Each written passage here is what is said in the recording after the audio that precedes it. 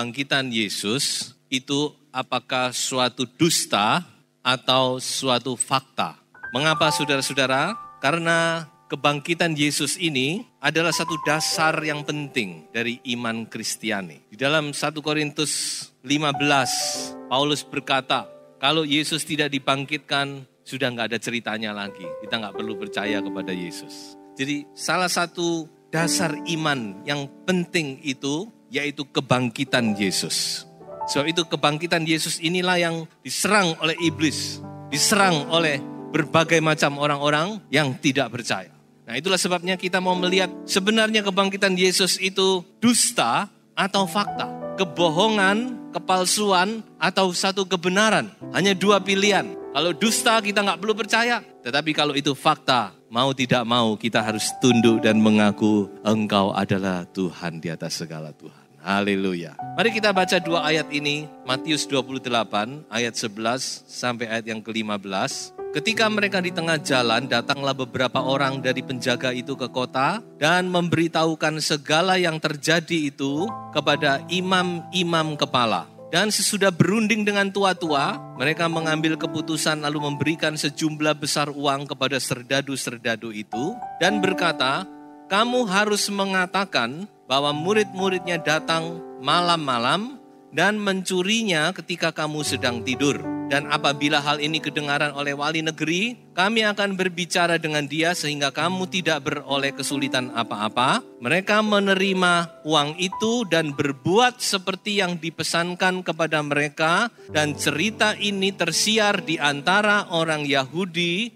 sampai sekarang ini. Kita lanjut langsung dengan Lukas 24 ayat 10 dan ayat yang ke-11. Perempuan-perempuan itu ialah Maria dari Magdala dan Yohana dan Maria ibu Yakobus. Dan perempuan-perempuan lain juga yang bersama-sama dengan mereka memberitahukannya kepada rasul-rasul. Ayat 11. Tetapi bagi mereka perkataan-perkataan itu seakan-akan omong kosong dan mereka tidak percaya kepada perempuan-perempuan itu.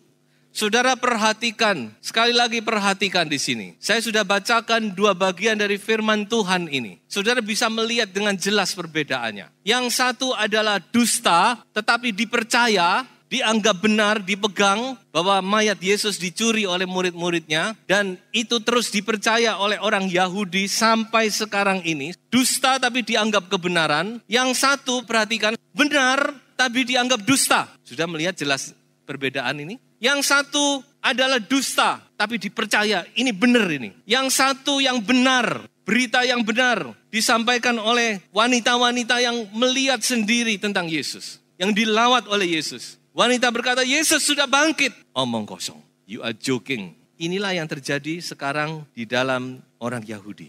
Makanya orang Yahudi itu tidak percaya kalau Yesus adalah Mesias. Sampai sekarang. Jadi mereka pegang ini dusta. Sampai sekarang mereka tetap tidak percaya Yesus bangkit. Kalau Yesus mati itu tidak bisa disangkal. Itu fakta sejarah. Itu tertulis dalam sejarah dunia, saudara. Tapi tentang kebangkitan, karena sejarah tidak nulis, tidak diakui oleh dunia, maka mereka tidak percaya kalau Yesus itu bangkit. Seringkali kita juga demikian. Yang dusta kita anggap benar, yang benar kita anggap dusta. Yang dusta kita percaya, yang benar kita anggap omong kosong. Lalu sebenarnya kebangkitan Yesus itu dusta atau fakta? Ada seorang yang bernama Josh McDowell. Tadinya dia seorang yang menolak Yesus. Dia tidak percaya. Tidak percaya kepada Yesus. Dia tidak percaya kepada Injil. Dia tidak percaya kepada kebangkitan. Tetapi satu kali dia mencoba membaca firman. Dia selidiki. Lalu di situ dia menemukan bahwa firman itu ya dan amin. Dr. Josh McDowell ini kemudian masuk sekolah Alkitab dan dia menjadi hamba Tuhan dan dia menulis satu buku yang luar biasa, Evidence atau The New Evidence That Demands a Verdict. Artinya itu bukti yang menuntut suatu keputusan. Dalam buku itu dia uraikan secara ilmiah, dengan metode-metode ilmiah dia membuktikan bahwa kebangkitan Yesus itu adalah satu fakta. Memang kita tidak bisa melihat, saudara mau bilang kalau Yesus bangkit coba suruh muncul, dia tidak mungkin akan menampakkan diri kita mati semua. Saudara. Tetapi saudara, firman Tuhan jelas dan Tuhan sendiri jelas. Mari kita baca Kisah Rasul pasal 1 ayat 3. Kepada mereka ia menunjukkan dirinya setelah penderitaannya selesai dan dengan banyak tanda ia membuktikan bahwa ia hidup. Sampai di sini aja. Dengan banyak tanda, siapa yang membuktikan? Yesus sendiri, dia membuktikan dirinya bahwa ia hidup. Pernahkah saudara berpikir mengapa kok Tuhan tidak bangkit langsung naik ke sorga saja? Tapi 40 hari dia ada di bumi. Dan selama 40 hari itu dia berulang-ulang dan kepada banyak orang dia menampakkan diri. Salah satu dia mau membuktikan. Dengan banyak tanda ini dipakai beberapa salinan. Many infallible proofs. Banyak tanda yang tidak salah. Many convincing proofs. Banyak tanda yang meyakinkan. Atau many unquestionable evidences. Banyak bukti-bukti yang tidak perlu lagi dipertanyakan. Yesus membuktikan diri. Aku ini hidup. Apa sih sebenarnya tujuannya?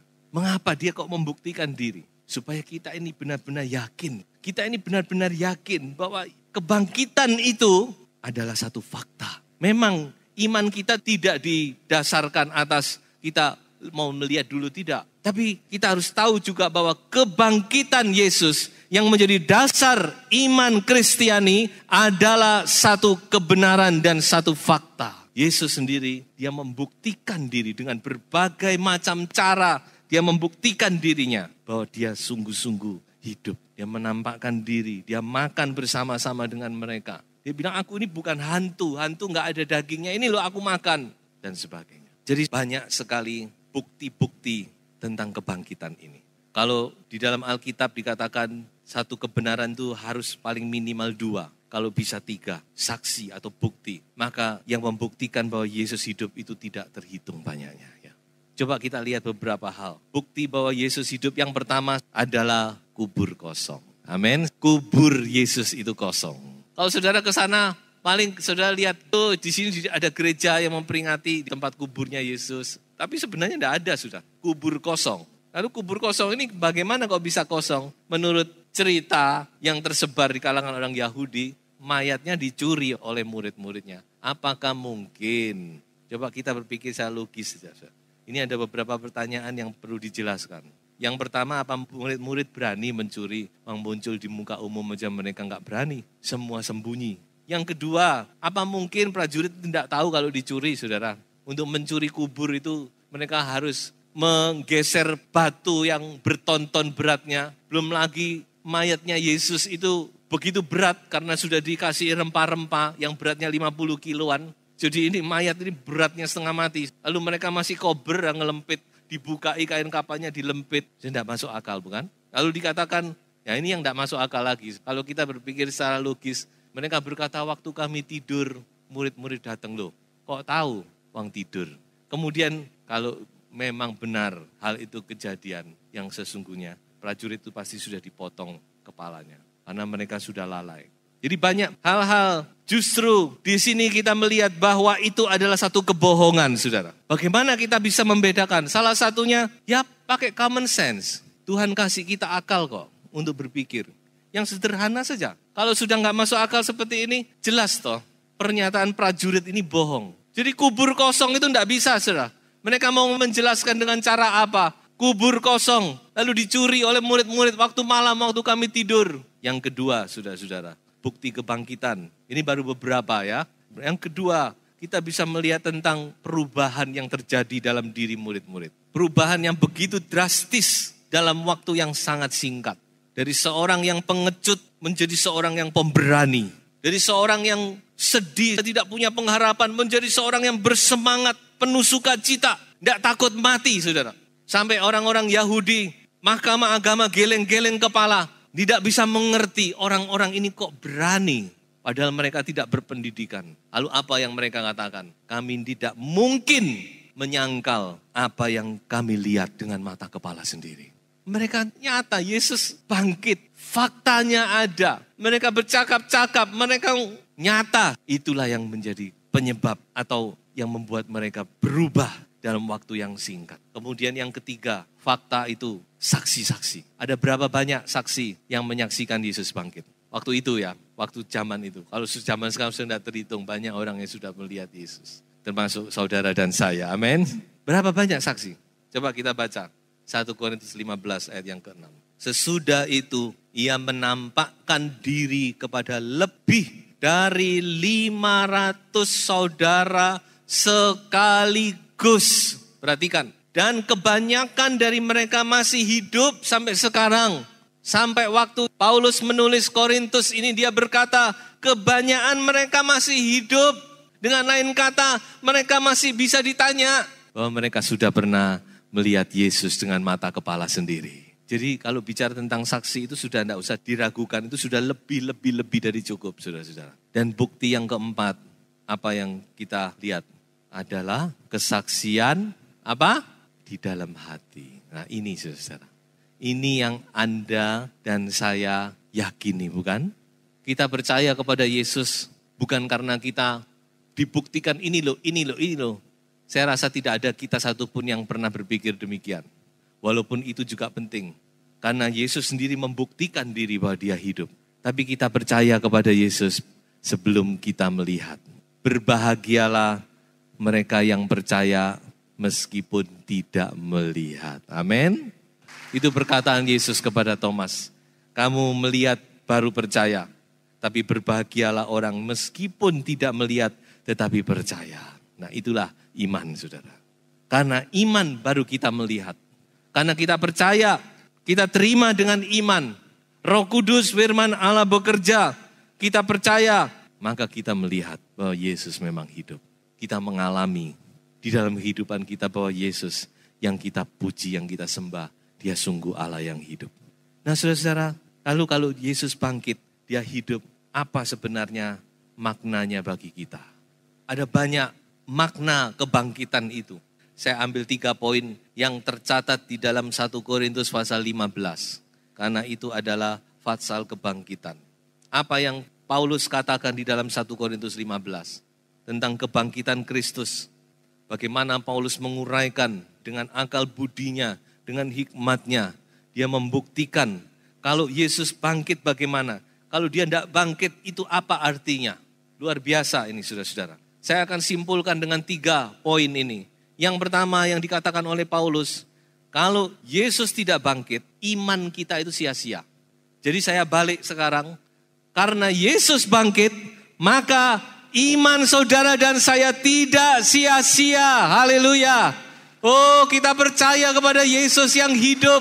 Saudara, dia hidup sampai sekarang dan dia ada di tengah-tengah kita. Dia tahu kebutuhan saudara. Dia tahu keadaanmu secara persis. Karena 2-3 orang berhimpun, Yesus ada di tengah-tengah. Iman kita tidak sia-sia, saudara. Coba kita baca sejenak ayat yang ke-17. Dan jika Kristus tidak dibangkitkan, maka sia-sialah kepercayaan kamu. Jadi yang pertama kita melihat bahwa karena dia bangkit, maka iman kita tidak sia-sia, saudara. Karena dia bangkit, maka kita tahu bahwa kita percaya kepada Tuhan yang benar, Tuhan yang hidup, Tuhan yang ya dan amin firman-Nya. Jangan ragu. Apa? Saudara ragu apa terhadap firman Tuhan? Ayo kita kembali lagi, pegang janji Tuhan. Perkataannya bisa dipegang. Saya tidak tahu saudara punya masalah apa. Kalau saudara mendapat firman dari Tuhan, pegang erat-erat. Dia adalah Allah yang hidup. Dia adalah Allah yang menggenapi firman-Nya. Imanmu tidak sia-sia. Jangan goyah, saudara. Tapi mari kita pegang erat-erat. Kita teguh berpegang kepada firman. Yang kedua, apa makna dari kebangkitan Yesus? Jerih payah kita tidak sia-sia. Kita baca ayat ini. Ayat terakhir dari 1 Korintus 15. Karena itu saudara-saudaraku yang kekasih, berdirilah teguh. jangan goyah dan giatlah selalu dalam pekerjaan Tuhan. Sebab kamu tahu bahwa dalam persekutuan dengan Tuhan, jerih payahmu apa? Tidak sia-sia. Haleluya. Saudara melayani Tuhan, tapi saya tahu semua yang terlibat dalam pelayanan melayani Tuhan karena kasih. Tidak ada motivasi lain. Karena memang cinta, meskipun tidak mendapat apa-apa dan tidak mengharapkan apa-apa. Itu yang luar biasa. Tapi saya mau beritahukan, terutama kepada saudara-saudara yang melayani, bahwa jerih payahmu tidak sia-sia. Yesus akan membalas dengan berlipat kali ganda. Tuhan tahu, saudara, dikatakan oleh Amsal, di bumi ini engkau akan mendapat balasan. Di surga pasti, tapi di bumi ini pun Tuhan akan membalas, memberkati kepada saudara. Sebab itu ayo, jangan goyah, bangkitkan semangat saudara. Layani Tuhan dengan sungguh-sungguh. Kesempatan yang ada kita pakai dengan sungguh-sungguh. Itulah makna yang kedua dari kebangkitan Tuhan. Yang pertama tadi apa? Iman kita tidak sia-sia. Yang kedua apa? Jerih payah kita tidak sia-sia. Yang ketiga, apa makna kebangkitan? Ada hari esok. Masih di 1 Korintus 15 ayat 32. Kalau hanya berdasarkan pertimbangan-pertimbangan manusia saja aku telah berjuang melawan binatang buas di Efesus, apakah gunanya hal itu bagiku? Perhatikan kalimat berikutnya. Jika orang mati tidak dibangkitkan, maka marilah kita makan dan minum sebab besok kita mati. Jadi sekali lagi di sini Paulus memakai uraian dari kebalikan dari apa yang saya katakan. Jadi dia bilang kalau Tuhan tidak bangkit, maka ayo kita makan minum hari ini. Dengan lain kata, tidak ada hari esok. Tidak usah berpikir hari esok. Kalau Tuhan tidak dibangkitkan, tidak ada ceritanya hari esok. Nikmati saja hari ini. Karena hari esok kita mati. Atau dengan lain kata tidak ada ceritanya. Tidak punya hari esok kita. Tidak ada pengharapan lagi. Tidak ada sesuatu yang perlu kita pikir tentang hari esok. Tetapi kita tahu bahwa dia hidup. Sebab itu ada hari esok. Haleluya. Dan hari depan kita adalah hari yang penuh dengan pengharapan saudara. Firman Tuhan berkata bagi orang-orang benar ada masa depan. Saudara boleh berharap tomorrow will be better. Itu orang dunia. Orang dunia aja punya pengharapan besok akan jadi lebih baik. Walaupun besok itu kapan? Setelah besoknya dia berkata besok. Tapi bagi anak Tuhan, bagi kita sungguh-sungguh ada masa depan. Haleluya. Dan masa depan yang Tuhan siapkan untuk kita adalah masa depan yang penuh dengan pengharapan.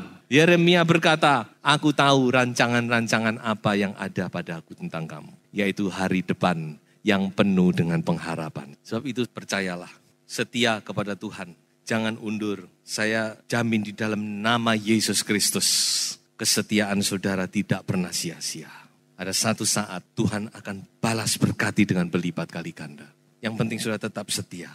Oh firman Tuhan itu ya dan amin. Tuhan katakan ada masa depan. Sungguh-sungguh ada masa depan. Karena dia hidup ada hari esok.